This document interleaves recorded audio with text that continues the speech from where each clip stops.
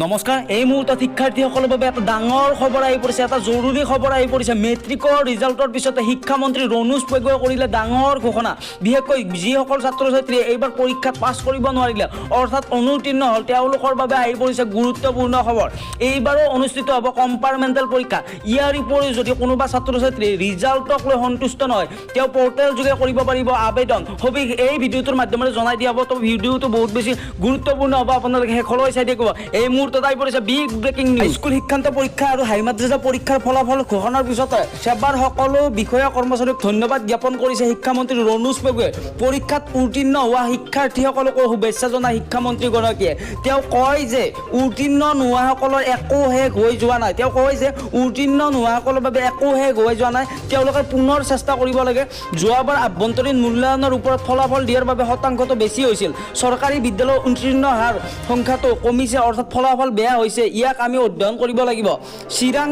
চিৰাং কাছাৰ কাৰ্বি আংলঙকে ধৰি কেইখনমান জনজাতীয় জিলাত ফলাফল বেয়া হৈছে ডিমা হাছাওৰ ফলাফল কাৰ্বি আংলঙতকৈ ভাল হৈছে কি কাৰণত এই হৈছে আমি চাম কলে শিক্ষামন্ত্ৰীয়ে চাহ বাগান অঞ্চলত শিক্ষা বহু পিছপৰি আছে বুলি মন্তব্য কৰি পেগুৱে কয় যে চাহ বাগান অঞ্চলত বিদ্যালয় স্থাপন কৰা হৈছে মেট্ৰিকৰ ফলাফল দেখুৱাই চাহ বাগিচাত ফলাফল বেয়া আজিয়ে ইয়াৰ বিতং অধ্যয়ন কৰা হ'ব সেৱাক মই নিৰ্দেশ দিছোঁ আনহাতে ইংৰাজী মাধ্যমৰ স্কুলসমূহৰ ফলাফল কিছু ভাল বুলি কয় শিক্ষামন্ত্ৰীগৰাকীয়ে কয় যে চৰকাৰী বিদ্যালয়ত শিক্ষক আৰু আন্তঃগাঁথনিৰ কিছু গ্যাপ আছে ইয়াক দূৰ কৰাৰ বাবে চিন্তা কৰা হৈছে পাছ কৰাৰ হাৰ এইবাৰ কমাটো